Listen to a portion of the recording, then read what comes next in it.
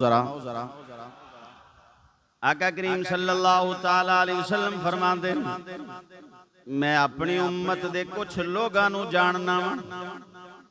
اس وقت فرمایا 1400 سال پہلے سرکار فرمایا میں اپنی امت دے کچھ لوگاں نو جاننا قیامت دا دن ہوئے گا محشر دا میدان ہوئے گا سرکار فرمایا تہامہ پہاڑی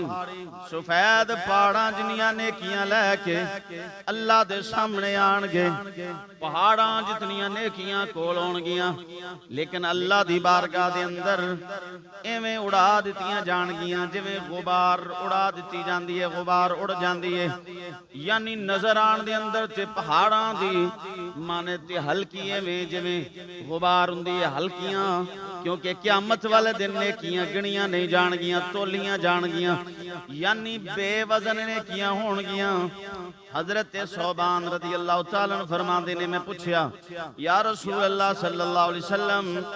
سانوں بھی پتہ چلے وہ بد نصیب کون ہون گے جنہاں دیاں نیکیاں تے پہاڑاں جتنیاں ہون گیاں لیکن کم نہیں آن گیاں انہاں دیاں نیکیاں اڑا دتیاں جان گیاں میرے آقا فرماندے نے یہ او لوگ ہون گے توجہ ذرا کرنا میرے آقا فرماندے نے یا خذون من اللیل کما تاخذون ولیکنہم قوم اذا خلو بمحارم اللہ میرے آقا کریم صلی اللہ علیہ وسلم فرماندے نے او لوگ ہون گے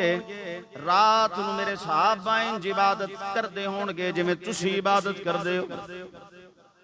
عبادت انج کردے ہون گے جویں تساں عبادت کردے ہو لیکن جنوں تنہائی دا موقع آئے گا جدوں کلے ہون گے پھر اللہ دی حرام کیتیاں ہوئیاں چیزاں نو پامال کر دین گے انہاں حرام کیتیاں ہوئیاں چیزاں نو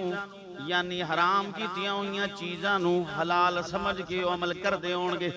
تنہائی انہاں دی پاک نہیں ہون گی فرمایا عبادت انج کرن گے تواڈے طرح عبادت کرن گے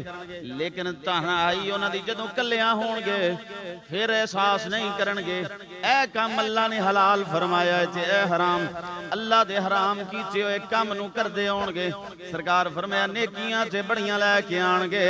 پر نیکیاں اللہ دے سامنے غبار دی مانند اڑا دتیاں جان گے آج جو سمجھ آندی ہے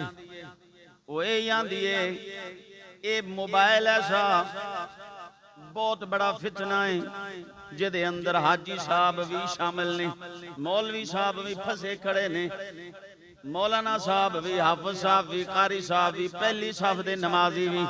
پنجگانہ نماز پڑھن والے بھی پیر صاحب بھی